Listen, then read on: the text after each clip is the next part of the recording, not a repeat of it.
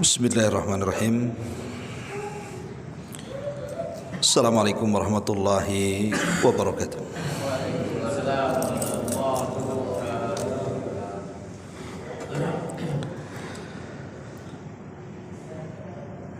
Alhamdulillah, wassalatu wassalamu ala rasulillah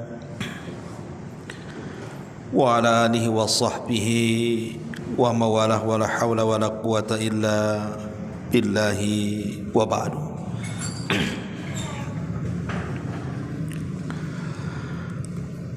Alhamdulillah, segala puja dan puji hanya milik Allah subhanahu wa ta'ala. Salawat dan juga salam tentunya kita tetap curahkan kepada Nabi kita, Nabi besar Muhammad sallallahu alaihi wa ala alihi wasallam. Pembahasan di malam hari ini kita akan membahas satu tema tentang perjumpaan kita dengan Nabi sallallahu alaihi wasallam di surga.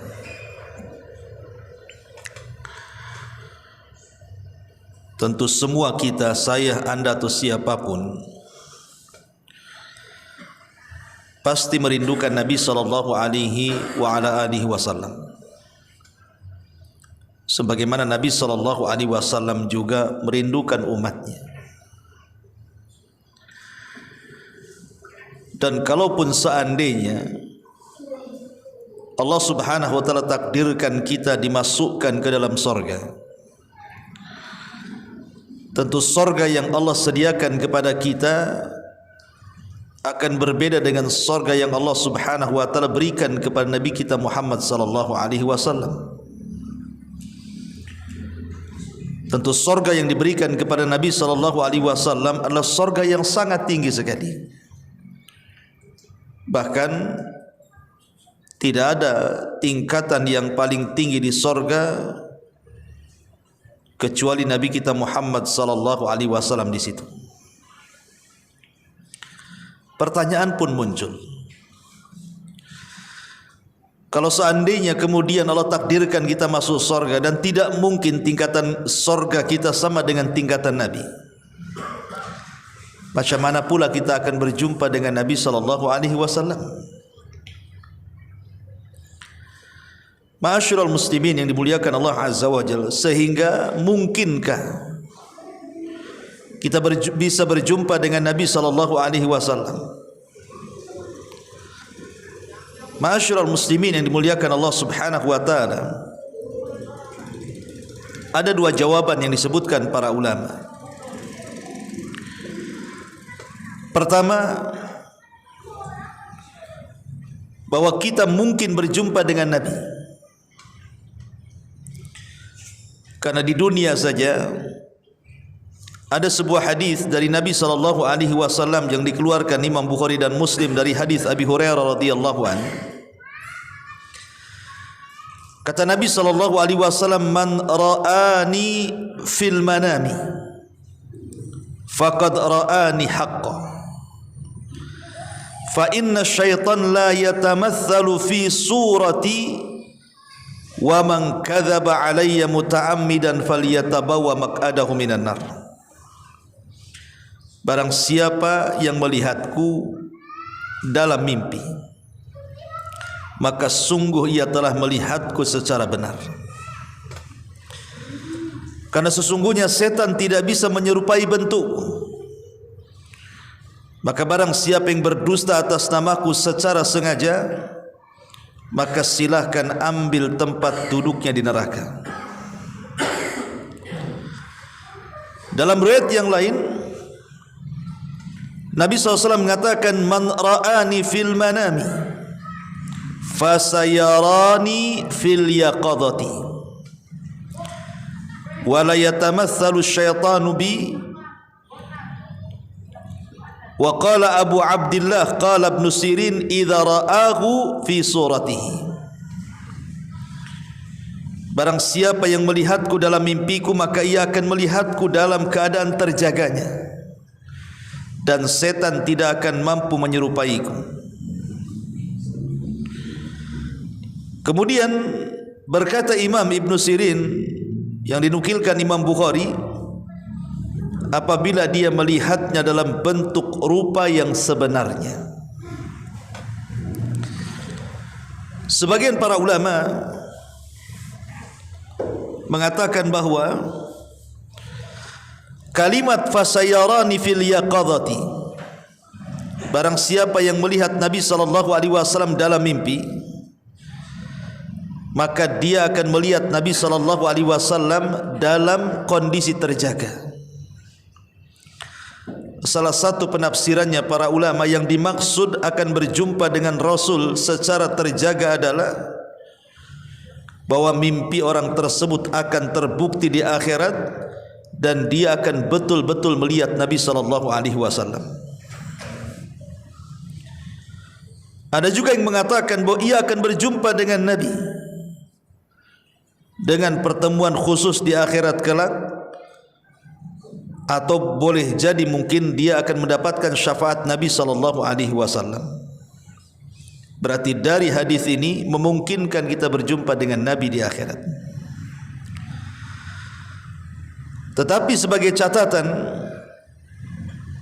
apakah orang yang berjumpa dengan Nabi SAW di dunia dalam mimpinya,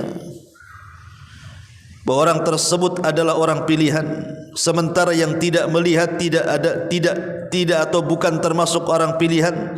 Tentu tidak seperti itu.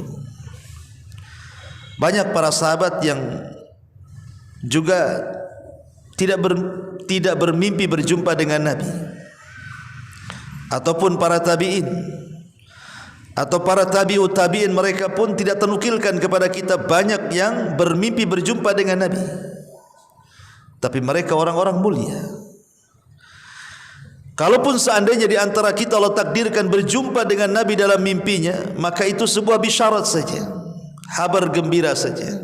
Tapi ingat, harus betul-betul melihat Rasul sebagaimana dikatakan Imam Bukhari, yang dinukilkan Imam Bukhari dari perkataan Muhammad ibn Sirin, harus betul-betul melihat dalam bentuk aslinya.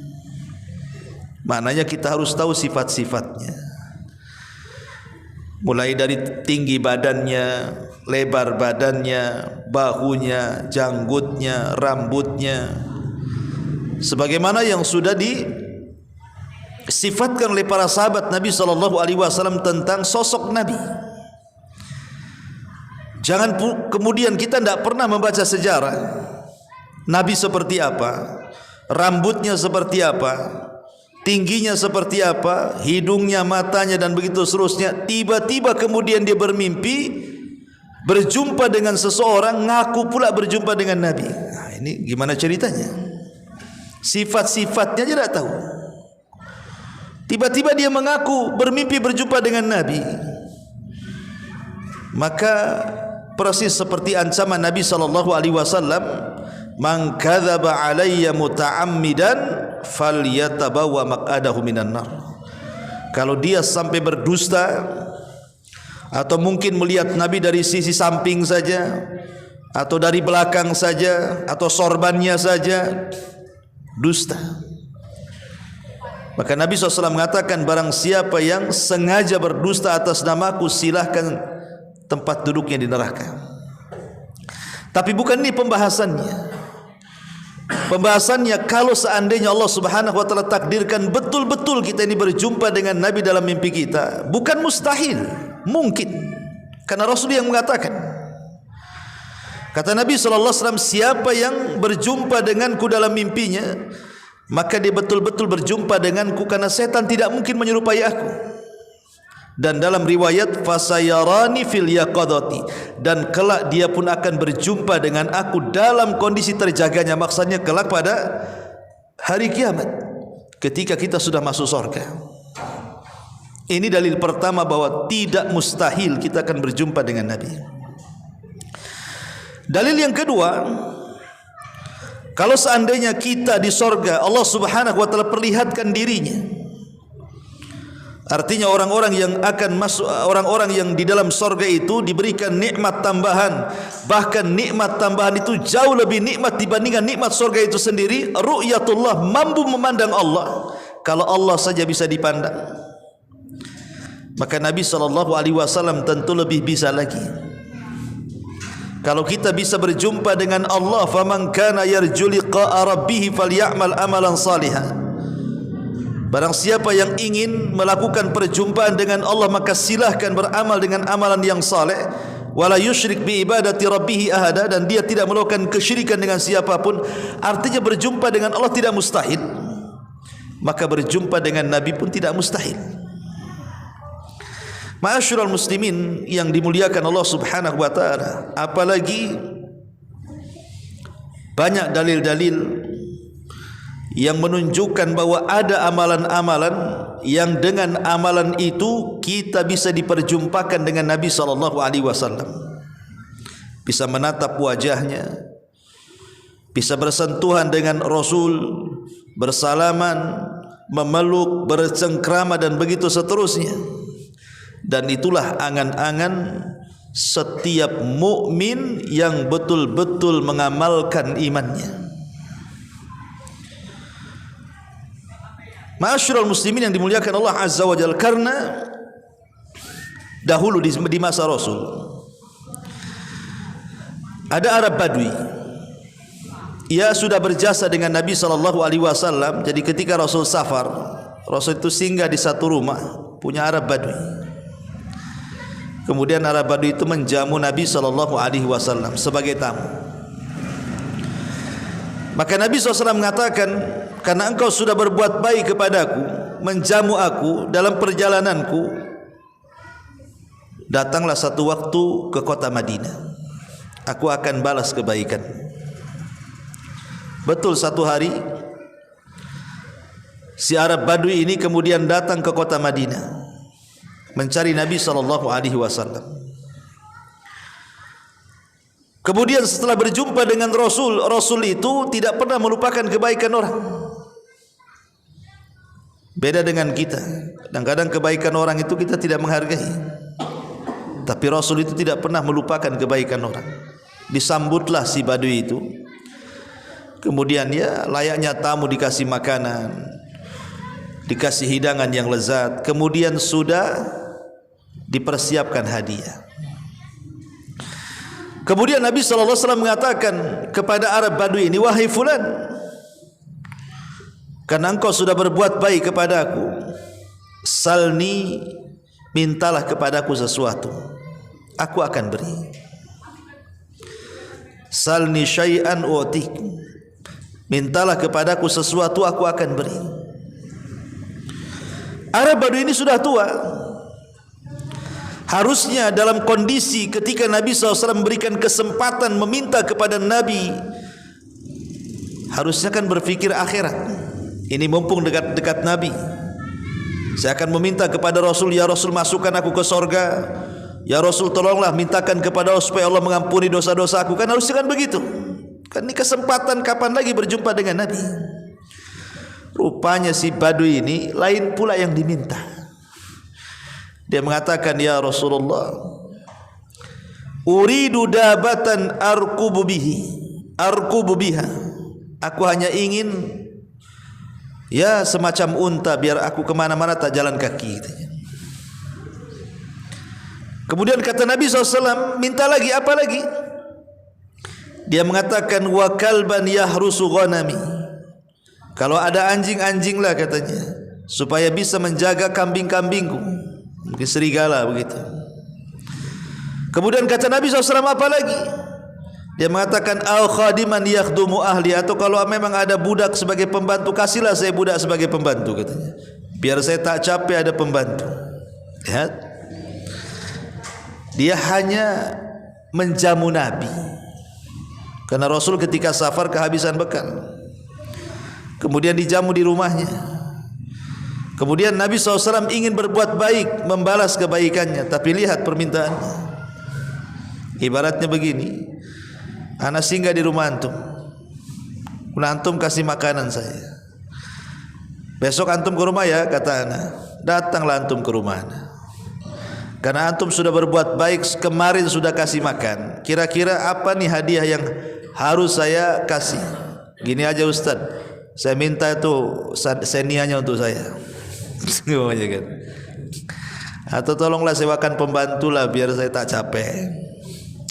Enggak balance kan itu kan.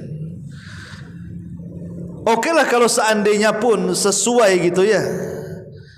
Tetapi Nabi SAW ingin mengajarkan kepada Badui ini.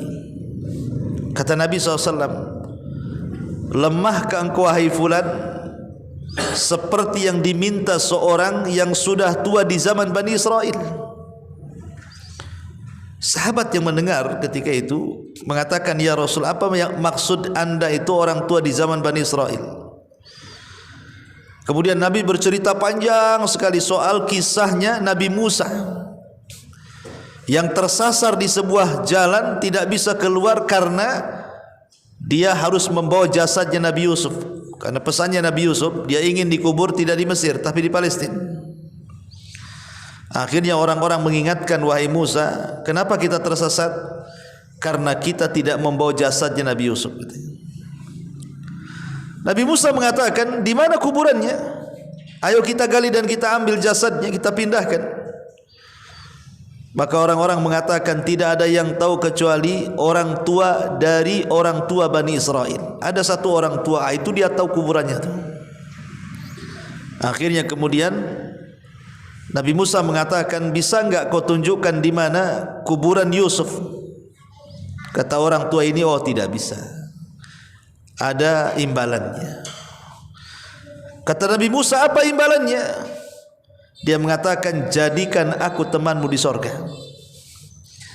Kalau engkau kabulkan, aku tunjukkan kuburannya. Hanya ngasih tahu di mana kuburannya. Bayangkan, minta dijadikan teman Nabi Musa di sorga lagi itu kan. Luar biasa itu kan. Ya. Maka Rasul mengatakan kepada orang tua Badui itu, tidakkah kau teringat dengan orang tua Bani Israel? Kenapa kau tak minta sorga? Gitu maksudnya. Jadi ada orang-orang di dunia ini tidak peduli. Tidak peduli dengan agamanya, tidak peduli dengan nabinya. Tidak ingin berjumpa dengan nabinya. Bukti tidak mau berjumpa dengan nabinya, mereka tidak peduli dengan syariat Nabi SAW. Tidak peduli dengan solat, tidak peduli dengan puasa, tidak peduli dengan Quran, majlis ta'lim. Pokoknya enggak peduli sama sekali, cuek aja dia. Tapi ngaku umat Nabi, KTP-nya Islam pula. Kalau dikafir-kafirkan marah pula dia. Ma'asyiral muslimin yang dimuliakan Allah Subhanahu wa taala, maka malam ini kita akan fokus ada 9 perkara atau 9 amalan yang dengan 9 amalan ini memungkinkan kita berjumpa dengan Nabi sallallahu alaihi wasallam. Apa saja 9 amalan itu? Yang pertama, al-mar'u ala man ahab. Bahwa seseorang itu tergantung kepada siapa yang dicintainya. Ketika seseorang kemudian mencintai Nabi sallallahu alaihi wasallam, maka Nabi SAW menjanjikan kepada kita, kepada setiap orang yang mencintainya, akan bersamanya di sorga. Anas ibn Malik radhiyallahu an satu hari bercerita. Jadi ada seseorang Badui datang kepada Nabi SAW dan berkata, ya Rasulullah, mata sa'ah Rasul, kira-kira kapan kiamat? Maka Nabi SAW mengatakan, wa ma'adatta laha. Kau tanya kiamat, emang apa yang kau siapkan? Apakah engkau bertanya soal kiamat untuk melihat bagaimana gunung dihancurkan, langit digulung, kemudian bintang dijatuh-jatuhkan, atau ingin melihat apa? Apa yang kau siapkan, kata Rasul. Maka dia mengatakan, la syai'a ya Rasul, tidak ada wahai Rasul. Akan tetapi, walakinni uhibbullaha war rasul, modalku cuma satu, Aku ini cinta dengan Allah dan Rasulnya. Maka Nabi SAW mengatakan, anta ma'aman ahbabta. Kalau benar ucapanmu, maka engkau akan bersama orang yang kau cintai. Kalau benar ucapanmu, maka engkau akan bersama orang yang kau cintai. Ma'asyiral muslimin yang dimuliakan Allah Subhanahu wa taala, Al-Hafidz Ibnu Hajar Al-Asqalani rahimahullahu taala, ketika dia menjelaskan tentang hakikat kecintaan seseorang kepada Nabi, beliau mengatakan bahwa ada 4 perkara. Kalau ada pada diri kita, ketahuilah bahwa kita ini betul-betul mencintai Nabi.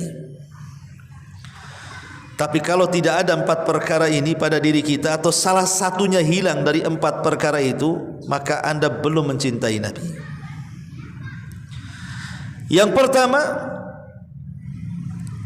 faqdu ru'yatihi yakunu ashadda alaihi min faqdi ayyi syai'in akhar fid dunya. Kehilangan, tidak sanggup melihat Nabi, karena memang kita tidak hidup di zamannya. Yang melihat Nabi yang hidup di zamanlah para sahabat, kan begitu. Tetapi kita merasa bahwa kita kehilangan dengan Nabi SAW dan kita tidak bisa melihatnya. Perasaan, keinginan kita ingin melihat Rasul dan kita tidak bisa melihat Rasul, itu asyadda alaihi, sangat mengganggu dia, min faqdi ayyi syai'in akhar fid dunya, dibandingkan dengan kehilangan yang lainnya yang ada di dunia ini. Dengan tidak bisanya kita memandang Rasul, itu lebih kehilangan dibandingkan satu dunia ini hilang dari diri kita. Ada enggak perasaan seperti ini? Ataukah justru terbalik? Hilang dompet lebih dipikir dibandingkan tidak bisa melihat Nabi. Kadang-kadang seperti itu. Ya. Kemudian yang kedua, kata beliau, yatamanna huduru hayatihi sallallahu alaihi wasallam kai yubadzilu nafsahu wa malahu duna. Berangan-angan kalau dia hidup di masa Nabi, supaya dia bisa memberikan seluruh daya dan kekuatan waktunya, harta dan jiwanya untuk memperjuangkan Nabi. Terpikir enggak oleh kita, seandainya kita hidup di zaman Rasul, kita akan habis-habiskan waktu kita, tenaga kita, biaya kita, uang kita, jiwa kita, keluarga kita untuk Nabi? Ataukah kita tidak terpikir ke sana? Kemudian yang ketiga, yatamassal awamirahu, berusaha untuk melaksanakan perintah-perintah dan menjauhi larangan-larangan Nabi sallallahu alaihi wasallam. Termasuk yang keempat adalah menolong sunnahnya dan berusaha untuk mengamalkan syariatnya. Kata Al-Hafidz Ibnu Hajar, kalau 4 perkara ini ada pada diri kita, maka itulah hakikat cintanya kita kepada Nabi sallallahu alaihi wasallam. Ini yang pertama. Kalau ingin bersama Rasul, cintai Nabi. Yang kedua, memperbanyak sujud, memperbanyak salat. Di zaman Nabi SAW ada seorang sahabat namanya Rabi'ah ibn Ka'ab al-Aslami radhiyallahu anhu. Jadi Rabi'ah ini anak kecil, ikhwan, belum balik, usia 10 tahun. Tapi Rabi'ah ibn Ka'ab al-Aslami ini selalu menolong Rasul di malam hari, jarang tidur anak ini. Umur 10 tahun tapi jarang tidur malam. Dan kalaupun dia mau tidur itu, dia tidak mau jauh-jauh dari pintu rumah Nabi. Khawatir Rasul itu bangun malam, perlu air, perlu sendal, perlu siwak, perlu apalah yang diperlukan Nabi, sehingga dia tidak jauh-jauh dicari Nabi. Jadi tiap malam itu senantiasa siaga satu untuk membantu Nabi SAW. Ini namanya Rabi'ah ibn Ka'ab al-Aslami, ini masih kecil, ya. Jadi Nabi SAW itu kan penyayang. Akhirnya satu pagi dia memanggil Rabi'ah ini dan mengatakan, ya Rabi'ah, salli syai'an, wahai Rabi'ah, mintalah kepadaku sesuatu, kau sudah baik, banyak membantu kehidupanku. Maka Rabi'ah mengatakan, ya Rasulullah, saya hanya ingin menjadi temanmu di sorga. Kata Rasul, ada yang lain lagi, namanya anak-anak kan. Kata Rabi'ah ini, tidak wahai Rasul, saya ingin ana uridu ma'aka fil jannah, saya hanya ingin bersamamu di sorga. Coba apa yang anda pikirkan? Ini anak 10 tahun. Anak 10 tahun. Tahu apa anak 10 tahun hari ini? Kalau antum ngomong sama antum, nak, di usia 10 tahun ya, 12 tahun atau 13 tahun gitu, masih SD lah. Nah, kira-kira nih kamu mau apa? Kira-kira jawaban anak-anak sekarang nih, umur 10 tahun, 11 tahun, 12 tahun, kira-kira apa itu maunya? Hah? Belikan gadget lebih katanya. Kan itu. Belikan handphone. Itu aja yang dipikir anak sekarang ini. Enggak ada yang lain. Ya. Enggak ada kepikiran sorga, enggak ada kepikiran pahala, enggak ada anak sekarang ini. Ya wajar, karena orang tuanya juga gitu masalahnya. Ya enggak jauh-jauh lah akhirnya kan anak dengan orang tua tuh. Tapi lihat Rabi'ah ibn Ka'ab al-Aslam, karena hidup di lingkungan Nabi, dia hanya meminta kepada Rasul, ya Rasulullah, jadikan aku temanmu di sorga. Maka Nabi SAW mengatakan, baik wahai Rabi'ah, tapi ada syaratnya. Apa syaratnya? Kata Nabi SAW, fa inni ala nafsika bi kasrati sujud, bantu aku supaya keinginanmu tercapai menjadi temanku di sorga, perbanyaklah oleh kamu sujud. Artinya disuruh memperbanyak solat selain solat wajib maksudnya. Entah solat duhanya, solat malamnya, rawatib, pokoknya solat sunnah. Disuruh memperbanyak solat. Kenapa Nabi SAW mengistilahkan sujud? Karena disitulah kedekatan seorang hamba dalam solat dengan Allah Subhanahu Wa Taala. Kata Nabi SAW dalam sebuah hadis bahwa tidak ada yang lebih dekat dengan Allah, aqrabu ma yakunul abdu min rabbih wa huwa sajid. Tidak ada tempat dalam solat yang lebih dekat kita dengan Allah kecuali dalam posisi sujud. Kata Rasul, fa'aktsirud du'a, perbanyaklah di situ doa. Jadi saat kita ini solat, entah solat wajib, entah solat sunnah, minta di situ. Ya Allah, jadikan aku teman Rasul di sorga. Ya Allah, jadikan teman aku menjadi teman Nabi SAW di sorga. Gitu maksudnya. Ya. Ma'asyiral muslimin yang dimuliakan Allah Azza wa Jalla, ini yang kedua. Yang ketiga, ada dengan berusaha untuk mentaati Nabi SAW. Dulu di zaman Rasul, Rasul itu punya budak yang dimerdekakan, yang kemudian menjadi pembantu Nabi SAW, namanya Thauban, maulan Nabi. Thauban ini sangat mencintai Nabi SAW. Satu hari dia tidak melihat Rasul bisa sakit. Lihat bagaimana tingkat kecintaan para sahabat kepada Rasul. Dia satu hari saja tidak memandang Rasul itu bisa sakit. Entah masalahnya gimana, tiba-tiba Rasul safar, sehingga Thauban yang sehari-hari memandang wajah Nabi SAW, berhari-hari tidak memandang wajah Rasul, akhirnya jatuh sakit. Jatuh sakit sampai terbaring dan tidak sanggup bangun. Ketika Nabi SAW datang dari safar, kemudian Nabi SAW,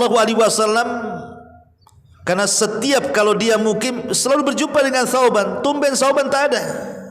Kata Rasul, di mana Thauban? Kok saya tidak pernah melihatnya?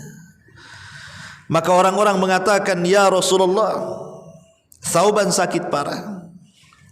Akhirnya kemudian Nabi SAW menjumpai Thauban. Kemudian Rasul mengatakan, ma sya'nuka ya Thauban, ada apa dengan engkau wahai Thauban? Kenapa kau jadi sakit seperti ini? Maka Thauban maulan Nabi SAW mengatakan, ya Rasulullah, sudahkah kau tahu bahwa aku tidak bisa satu hari saja tidak memandang dirimu kecuali aku sakit, katanya. Ditambah-tambah kalau seandainya aku terpikir dengan kematian. Kalau Allah takdirkan aku mati dan kau juga mati, kemudian Allah takdirkan aku masuk surga dan kau juga masuk surga, paling surga yang Allah berikan kepadaku paling rendah, dan surga yang Allah berikan kepadamu paling tinggi. Macam mana aku bisa menatapmu, katanya. Makanya aku sakit seperti ini ya Rasulullah. Maka Rasul terdiam sampai akhirnya kemudian turun ayat surah An-Nisa ayat 69. Wa man yuti'illaha wa rasulahu fa ulaika ma'al ladzina an'ama Allahu 'alaihim minan nabiyyin was-siddiqin wasyuhada'i was-salihin wa hasuna ulaika rafiqa. Turun ayat ini. Siapapun yang mentaati Allah dan Rasulnya, maka mereka akan bersama para nabi, orang-orang yang telah Allah berikan nikmat kepada mereka dari kalangan para nabi, para siddiqin, para syuhada, dan orang-orang saleh. Dan merekalah teman-teman terbaik kita di akhirat. Artinya, dengan kita terus mentaati Allah dan Rasulnya, menjalankan perintah, menjauhi larangan, menikmati yang dihalalkan, menjauhkan yang diharamkan, maka kalau kita bisa istiqomah di situ, maka ini janji janji Allah dalam Al-Quran surah An-Nisa 69, kita akan ditemankan dengan mereka, para nabi, para siddiqin, para syuhada, dan orang-orang saleh. Ini yang ketiga. Ma'asyiral muslimin yang dimuliakan Allah Subhanahu wa taala, masalahnya yang ketiga ini memang agak berat. Rasul pernah mengatakan, kullu ummati yadkhulunal jannah, setiap umatku pasti masuk surga, kan? Illa man aba, kecuali orang yang tidak mau masuk surga saja. Sahabat heran, masa ada orang enggak mau masuk surga? Kata Rasul, ya, man ata'ani dakhalal jannah wa man asani faqad aba. Siapapun yang taat denganku dia masuk surga, siapapun yang bermaksiat kepadaku dia tidak akan masuk surga. Itulah orang yang enggan masuk surga. Kalau seandainya kita tanya kepada kaum muslimin, mau tidak kalian berjumpa dengan Nabi SAW? Pasti jawabannya mau. Kalau dia betul-betul seorang muslim. Tapi pertanyaannya, kalau memang betul-betul ingin berjumpa dengan Nabi SAW, ajak orang ini sholat, mau enggak? Ajak orang ini ngaji, mau enggak? Ajak orang ini menjalankan sunnah Rasul, mau tidak? Ajak orang ini menjalankan syariat Nabi, mau atau tidak? Kalau itu semua tidak dijalankan, macam mana akan berjumpa dengan Nabi? Sementara syarat berjumpa dengan Nabi dan kita akan menjadi bersua dengan Rasul, menatap Rasul, syaratnya salah satunya adalah dengan cara ketaatan kita kepada Allah dan Rasulnya. Ini yang nomor 3. Yang nomor 4 sekarang, husnul akhlak, berusaha untuk memperbaiki akhlak.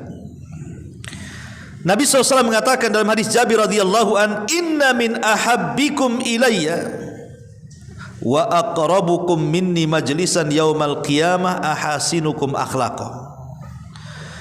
Sesungguhnya manusia yang paling aku cintai, kata Rasul, dan yang paling dekat tempat duduknya pada hari kiamat adalah orang-orang yang baik akhlaknya.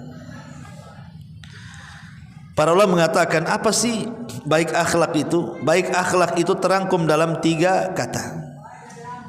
Akhlak itu terangkum dari 3 kata. Talaqatul wajhi wa badlul ma'rufi wa kafful adai. Akhlak itu 1, talaqatul wajhi, wajahnya selalu senyum, nampak di wajahnya jarang melotot, jarang marah, sering senyum, kata-katanya santun, gitu ya. Nah, itu berarti berakhlak wajahnya nih. Tapi kalau baru ngomong udah melotot, ya kan? Baru ngomong sudah nyentak orang, yang keluar pun bahasa binatang, nggak ada akhlak tuh wajahnya tuh. Ya. Talaqatul wajhi. Yang kedua, badlul ma'ruf, berusaha untuk mengerahkan tenaga membantu saudaranya. Kalau punya uang bantu dengan uang, kalau punya tenaga bantu dengan tenaga, kalau punya waktu bantu dengan waktu, bantu dengan doa, semuanya bantu. Ya.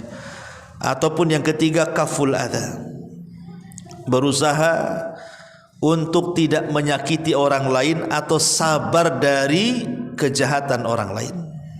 Tidak menyakiti orang dan sabar juga kalau disakiti. Itulah akhlak katanya ulama. Dan ini definisi yang disebutkan oleh Al-Imam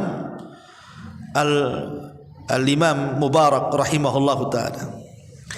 Abu Hurairah radhiyallahu anhu pernah ditanya soal akhlak ini, wahai Abu Hurairah, akhlak baik itu apa? Maka Abu Hurairah mengatakan, tasilu man qata'ak wa ta'fu amman dolamak wa tu'ti amman haramak. Kata Abu Hurairah, akhlak yang baik itu engkau menghubungkan silaturahim kepada orang yang memutus silaturahim, engkau memaafkan kepada orang yang menzalimi engkau, dan engkau memberi kepada orang yang pelit dengan engkau. Nah, tiga perkara kata Abu Hurairah. Akhlak itu kita menyambung kepada orang yang memotong silaturahim, kita memaafkan kepada orang yang menzalimi kita, dan kita memberi kepada orang yang bakhil dengan kita.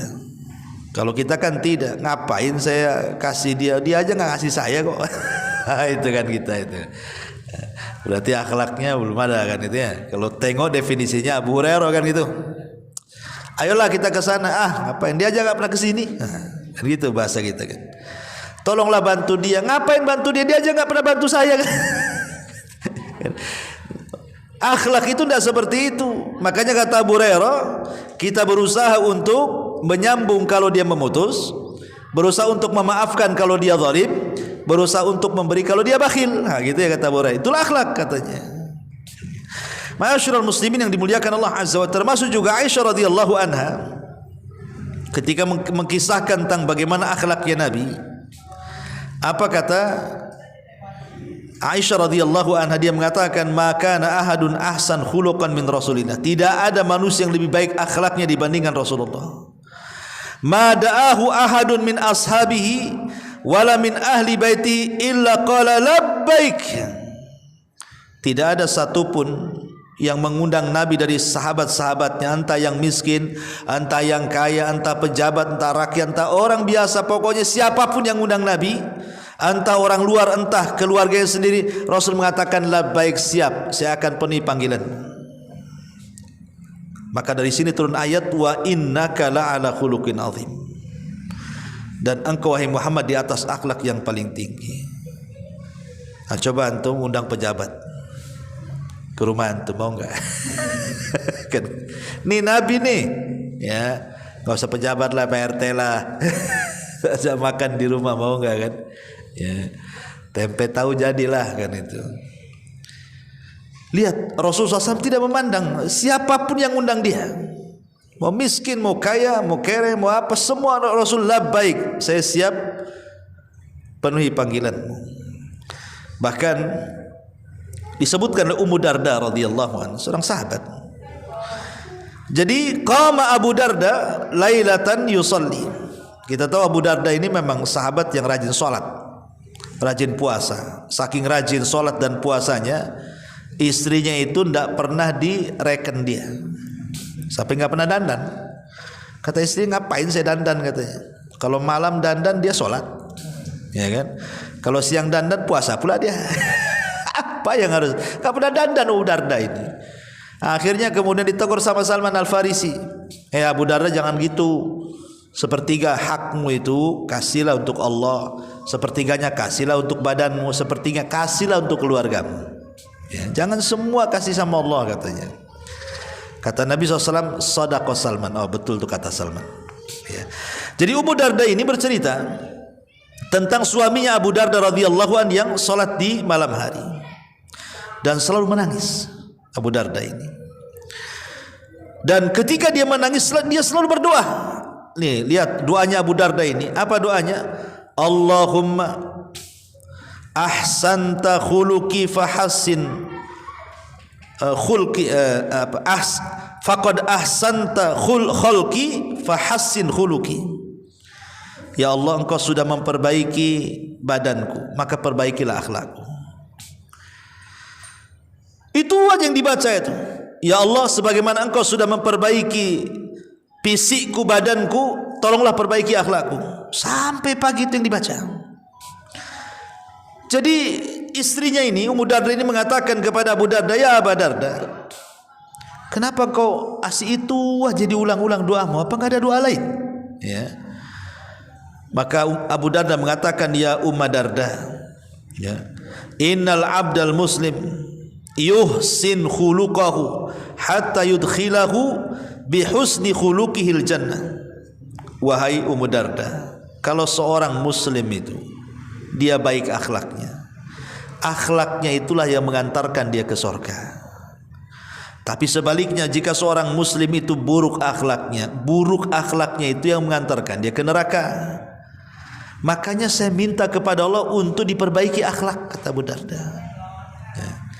Ma'asyiral muslimin yang dimuliakan Allah Subhanahu wa taala, maka dari sini lihat bagaimana ketinggian dan keluhuran akhlak Nabi sallallahu alaihi wasallam dan akhlak para sahabat dan juga akhlak para ulama. Jadi kalau seandainya kita ini berusaha untuk setiap hari memperbaiki akhlak, hakikatnya kita sedang mencontoh Nabi. Yang kedua, sebab dengan akhlak itu kita akan dapat surga. Kemudian yang ketiga, akhlak itu bisa memberatkan timbangan. Kemudian yang keempat, justru kesempurnaan iman itu ada di akhlak. Kemudian juga kedekatan kita dengan Rasul pada hari kiamat adalah dengan akhlak. Kalau kita ingin berjumpa dengan Rasul, maka carilah akhlak yang baik. Ini yang keempat. Yang kelima, kafalatu al-yatim. Kalau ingin bersua dengan Rasul, bersanding dengan Rasul, berjumpa dengan Rasul, menatap Rasul, memeluk Rasul,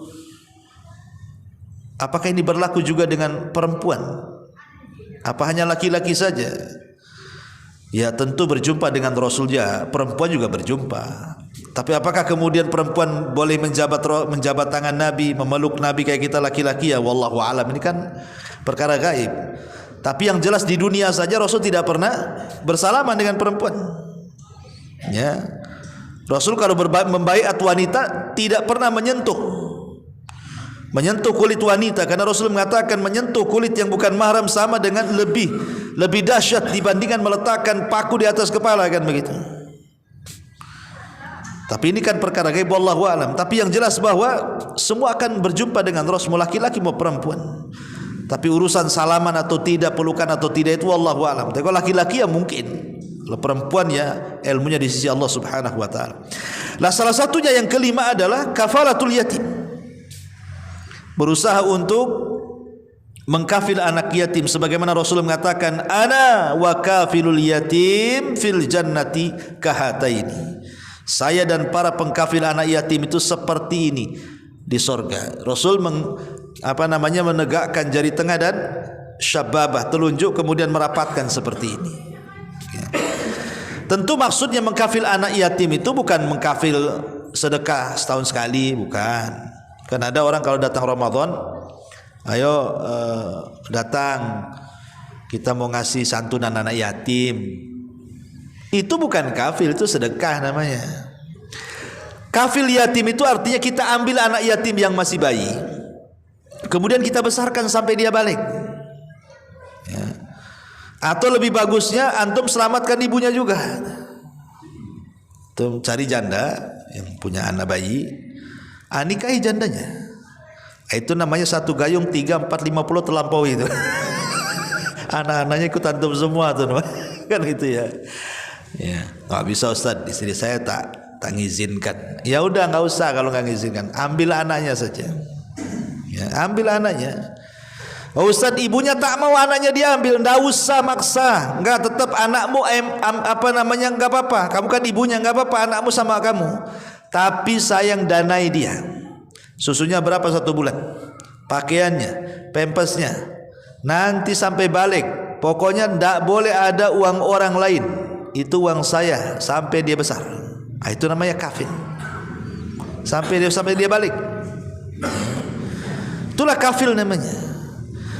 Lah orang-orang yang seperti ini dekat dengan Nabi sallallahu alaihi wasallam, karena Rasul itu kan juga anak yatim. Bahkan Rasul itu seyatim-yatimnya anak yatim, karena ketika dia lahir ayahnya sudah meninggal.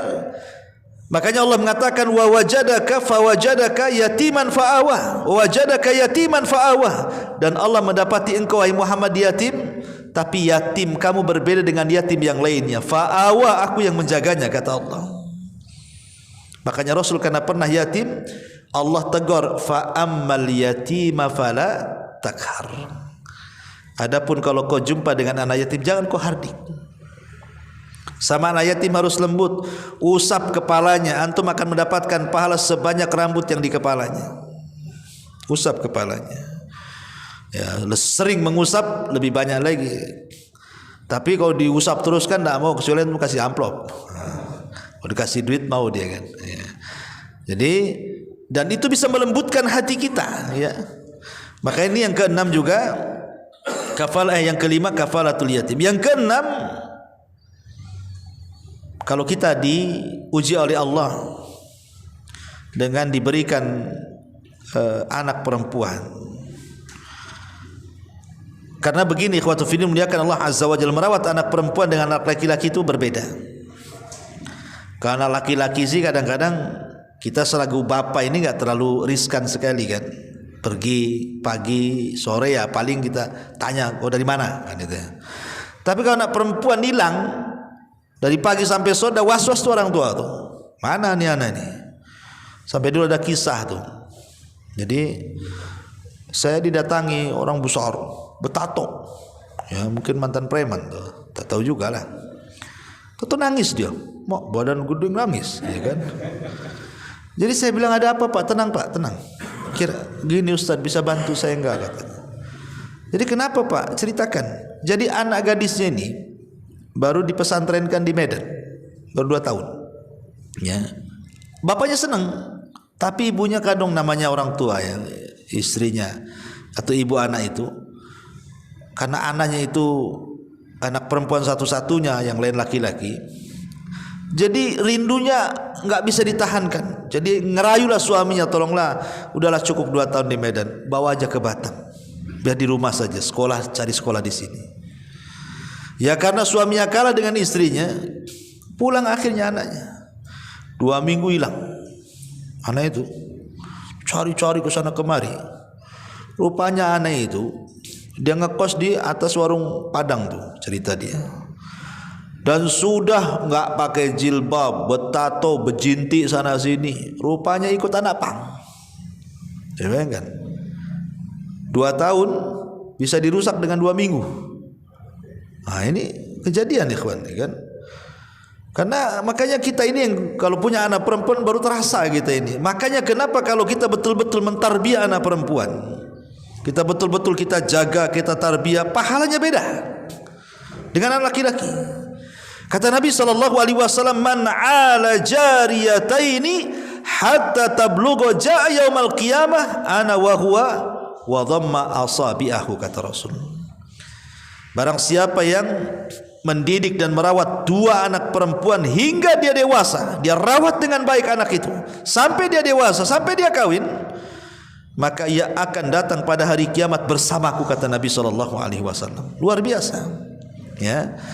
Makanya kalau punya anak perempuan, nah jaga baik-baik. Ini pahalanya besar, akan bersama Nabi SAW di surga. Ini yang ke-6. Kemudian yang ke-7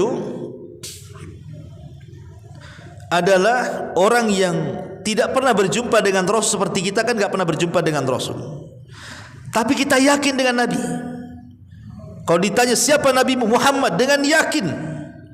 Dan kalau ada yang kemudian berusaha untuk istihza, mengolok-olok Nabi, kita marah. Dan kita yakin beriman bahwa Nabi kita Muhammad SAW. Karena satu hari setelah Nabi SAW berziarah ke kuburan Uhud, Rasul ingin memberitahu para sahabat yang masih hidup tentang jasa-jasa orang-orang yang telah berjihad sebelum mereka dari para syuhada Uhud. Seolah-olah Rasul mengatakan, kalau bukan karena Allah kemudian mereka, tentu kita tidak seperti ini. Rasul tidak pernah melupakan jasa orang kan. Dibawalah ziarah ke kuburan Uhud. Lah sepulangnya dari ziarah kuburan Uhud itulah Rasul menangis. Kemudian para sahabat pun ikut menangis dan mengatakan, wa mayyubkika ya Rasulullah, apa yang membuat anda menangis wahai Rasul? Maka Nabi SAW mengatakan, wadidtu, kata Rasulullah. Kata Nabi SAW di sini,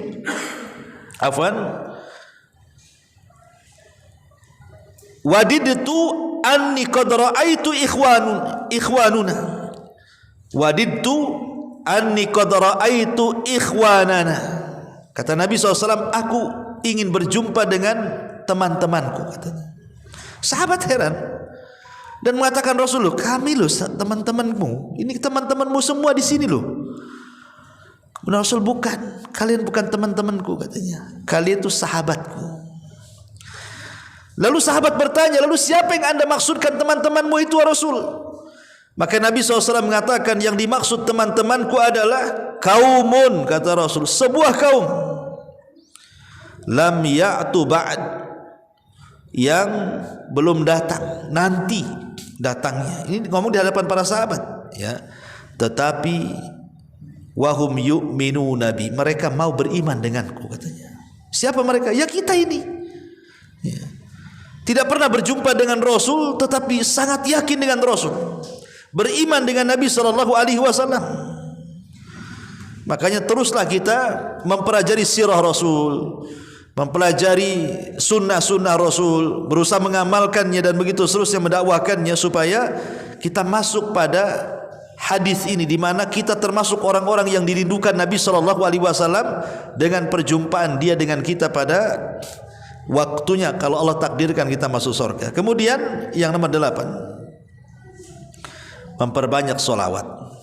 Memperbanyak solawat. Kata Imam Ibnul Qayyim rahimahullahu ta'ala, dia mengatakan, annal abda kullama aktsara min dzikril mahbub wastihdharihi fi qalbihi wastihdhari mahasinihi wa ma'anihi aljalibati li hubbihi tadha'afa hubbuhu wa tazayada syauquhu ilaihi. Kata beliau, setiap orang menyebutkan orang yang dicintainya dengan kebaikannya, dengan sifat-sifatnya, maka setiap itu pula lah maka akan besar kerinduannya dan keinginan berjumpanya dengan Nabi SAW.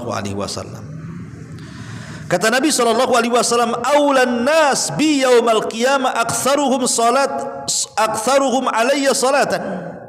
Manusia yang paling utama nanti pada hari kiamat bersamaku adalah orang-orang yang paling banyak membaca salawatnya dengan aku. Jadi orang-orang yang dekat dengan Rasul, mendapatkan syafaat Rasul, adalah orang-orang yang memperbanyak salawat. Karena memperbanyak salawat itu tanda cinta. Antum kalau cinta sama perempuan, pasti perempuan itu aja yang disebut-sebut, ya kan? Antum kalau cinta sama seseorang, maka orang itu aja yang disebut. Antum suka dengan ustadz di Batam banyak, asli itu aja yang disebut, ya. Karena cinta itu terkadang tampak dari penyebutan. Ingat waktu saya berkisah sama antum kisah Laila Majnun, ya. Laila Majnun, Laila perempuannya, Majnun laki-lakinya. Ini dipisahkan, si Laila Majnun ini tidak direstui sama orang tuanya. Akhirnya kemudian si Majnun ini masuk ke hutan. Itu pikirlah itu si Laila terus. Lapar dia, ambil busur panah, dikejarnya kijang, kemudian disambar dengan panahnya, kena kakinya, kemudian tumbanglah kijang itu. Langsung diambil pisaunya, pas mau disembeli ditengokin matanya, kok matanya sama dengan Laila katanya. Akhirnya dilepas kijangnya, gara-gara matanya sama dengan Laila. Makanya disebut Majnun, gila. Itulah cinta, ya kan? Nah, dilepas lagi lapar tuh, kan? Maka disebut Laila Majnun. Ya. Artinya bahwa orang yang mencintai sesuatu itu pasti akan disebut-sebut sesuatu yang dicintai itu. Artinya kalau kita merasa cinta dengan Rasul, maka menyebut-nyebutlah nama Rasul dengan cara apa? Memperbanyak salawat. Belum lagi salawat ini kalau kita panjatkan satu kali saja, kita mengatakan Allahumma sholli ala Muhammad, maka Allah akan berikan 10 salawat kepada kita. Apa maknanya? Dan apa makna salawat itu? Makna salawat itu kita mengatakan, ya Allah, pujilah Nabi kita di langit sana, di hadapan malaikat Jibril, Mikail, Israfil dan semua malaikat yang di langit. Itu makna salawat tuh. Jadi kalau kita katakan Allahumma sholli ala Muhammad, kita mengatakan, ya Allah, pujilah Nabi kita Muhammad di depan makhlukmu di atas sana. Nanti Allah Subhanahu wa ta'ala akan beri 10 pujian kepada kita. Bayangkan coba, kalau kita katakan Allahumma sholli ala Muhammad, maka Allah akan memanggil Jibril, Mikail, Israfil dan semua malaikat di atas arsy itu, kemudian memuji 10 kali kita gara-gara kita salawat 1 kali kepada Nabi. Luar biasa. Nama kita jadi selebritis langit, ya. Nah, itulah fungsi salawat itu. Belum lagi dengan salawat itu dekat majlis kita dengan Nabi SAW pada hari kiamat, menjadi teman Nabi SAW. Dan yang terakhir, tentunya teruslah berdoa kepada Allah agar kita bisa berjumpa dengan Nabi. Abdullah bin Mas'ud radhiyallahu, saya akan bacakan hadisnya dulu.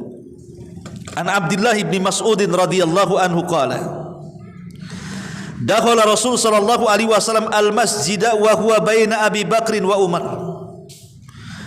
Wa idza Ibnu Mas'ud yusalli wa idza huwa yaqra'u an-nisa fantaha ila ra'sil mi'ah faja'ala Ibnu Mas'ud yad'u wa huwa qa'im yusalli. Faqala an-nabiy sallallahu alaihi wasallam as'alu is'al tu'tah thumma qala man sarrahu an yaqra' al-Qur'ana ghaddan kama unzil falyaqra' bi qira'ati ibni ummi abdin. Falamma asbaha ghadan ilaihi Abu Bakrin liyubashirahu wa qala lahu ma sa'alta Allah al-bariha. Qala qultu Allahumma inni as'aluka imanan la yartad wa na'iman la yanfad wa murafaqata Muhammadin fi a'lal jannatil khuldi. Thumma jaa Umar faqila lahu inna Aba Bakrin qad sabaqaka. Qala yarhamullahu Aba Bakrin ma sabaqtuhu ila khairin qad illa sabaqani ilaihi. Jadi kisahnya begini. Ibnu Mas'ud radhiyallahu an, dia berkata, pernah Rasul sallallahu alaihi wasallam masuk ke masjid bersama Abu Bakar dan Umar. Dan Abu Bakar dan Umar di antara Nabi sallallahu alaihi wasallam. Saat itu Abdullah bin Mas'ud sedang salat. Lah dalam salatnya dia membaca surah An-Nisa dan sudah menyelesaikan 100 ayat.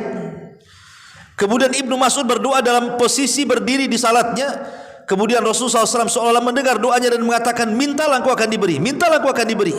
Padahal tidak ada yang dengar. Ya, Rasul dengar dia berdoa. Ya. Abu Bakar heran, kenapa Rasul mengatakan berdoalah engkau akan diberi, berdoalah engkau. Padahal Abu Bakar gak dengar doanya kan. Jadi kemudian Nabi SAW mengatakan, barang siapa yang suka untuk membaca Al-Quran dengan benar sebagaimana diturunkan, maka hendaklah dia membacanya seperti bacaan Ibnu Ummi Abdin, kunyah daripada Abdullah bin Mas'ud ini. Saat waktu sudah pergi, Abu Bakar datang menemui dia dan menyampaikan kabar gembira kepadanya. Abu Bakar mengatakan, apa yang kau minta tadi? Sampai Rasul mengatakan, mintalah kau akan diberi, mintalah kau akan diberi itu.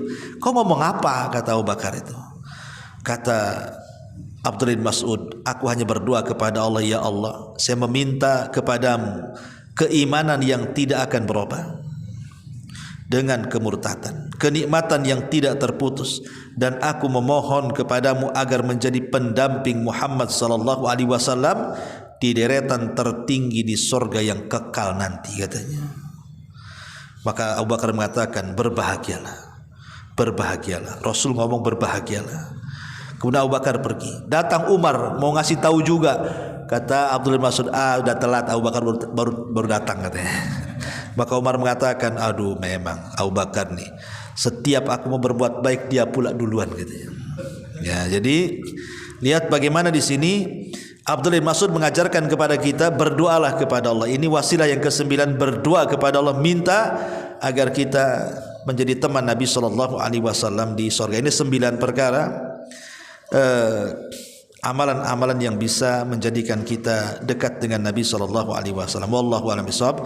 Subhanaka wa bihamdika asyhadu an la ilaha illa anta astaghfiruka wa atubu ilaik. Allahu taala alam. Assalamualaikum warahmatullahi wabarakatuh.